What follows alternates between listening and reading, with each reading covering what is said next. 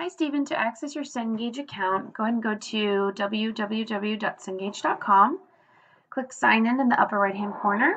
And then once you're logged in, it'll look like this. So this drop-down menu is all of the titles that have been added to your account. So I added the 7th and 8th edition just in case. And so once you've selected on that edition, if you scroll down further, you can see there's this link here, and then there's a little orange call out here to the instructor companion site. If I click on that, it opens up in a new tab, and this is where you can download the instructor's manual, PowerPoints, test banks, etc. Depending on how you use your test banks, you also might want to check out Cognero, which is, if you go back to your Cengage account and go down even further, it's the Cengage Learning Testing powered by Cognero. And this is a test building software, so that way you can choose the questions you want. You can export it as a Word document or PDF. You can have different versions and so on. I also added MindTap to your account. And I created demo MindTap courses. So for the 8th edition here under courses, you can see there's this link called Demo Course 8E. So I'm going to go ahead and click on that, and that will open up MindTap in a new tab. And this is, so what I'm going to show you is all pre-built in this way. This is how our just, out of the box course looks like, but this is completely customizable. There is a lot in here. There are a lot of activities. So it's just deciding how you would like to use it, and then we can actually customize it for you. We have a representative in Kentucky. This is all she does, is customize courses for instructors. So if you can see how many activities are in each chapter. The chapters that were actually on disorders have more activities. So I'll just go ahead and go into chapter 4. As we can see, it has the most. So each chapter starts off with a share your view. So this is just introducing the topic to students and kind of getting their view before they actually get into the content on the topic. Next, we have mastery training. So this is our adaptive learning and activity, and it uses distributive practice. So basically, we're trying to stop the bad habit of cramming. As you can see, this is available on students' phone as well. So what it is, students are learning the key concepts of each chapter. So here, I'm just kind of learning, okay, I got it. And then you can't, what's great about this is students can't game it. So they have to actually understand it and know it to move on and to get out of this, to get past, get a point for their learning.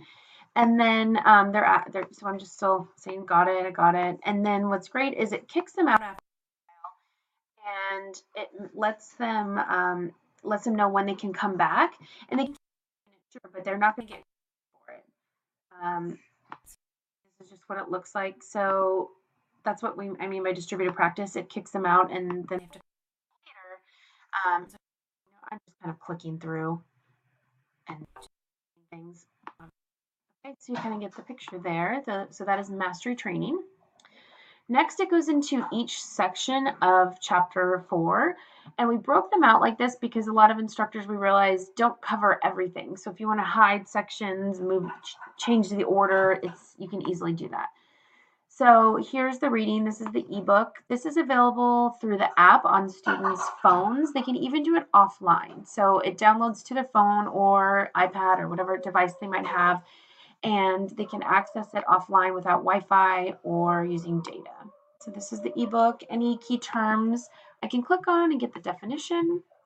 I can highlight in here, and then I can even take notes.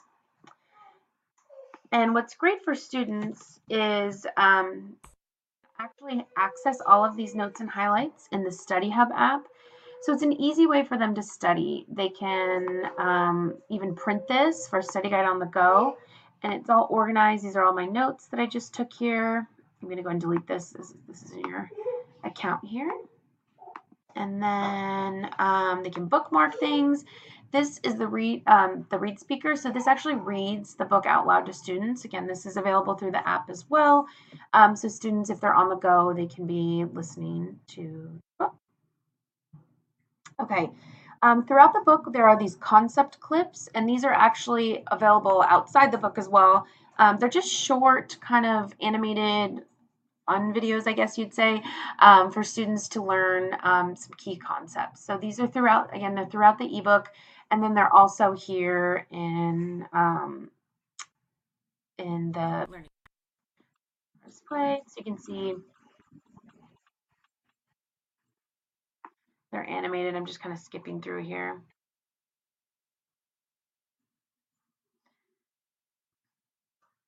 Okay, and then it stops students throughout, and then they answer a couple little questions. You can see it stops them, there are 3 little questions like this. Okay, those are concept clips. You can keep these as practice as they're defaulted, but you can also count them towards the grade. Just depends on what you want to utilize.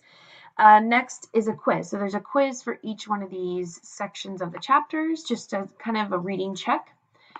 So you can see there's the book and the quiz, and then I'm going to go down to there's chapter 4, case studies and video activities. So these profiles in psychopathology. So this is kind of interesting for students. It kind of reduces that stigma. It takes a look at 6 different individuals. There's a quick little video at first, and these are individuals in history, and they are actually celebrities, as you can see. Sometimes there are just regular people too. So it kind of takes a look at these, and you're looking at what disorders these people have. And how it's impacted their lives. There's a quiz on that, and then there's a writing activity too. Next are case studies. So these are, again, you can bring these up in class, you can assign them to students, but there are 3 different case studies here with some questions around them.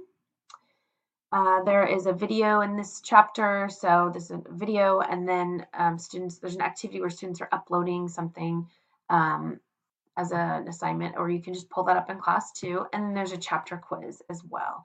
So as you can see, there's a lot in here. It's just how you decide to use it.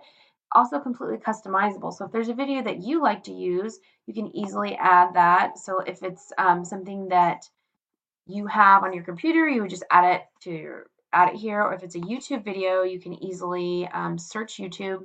This is actual YouTube. It's not kind of some Cengage database, but let me just kind of show you here. So I'm just going to search anxiety, and if I decide this is the one that I want, you can preview it here. If I decide to use it, I can just click continue.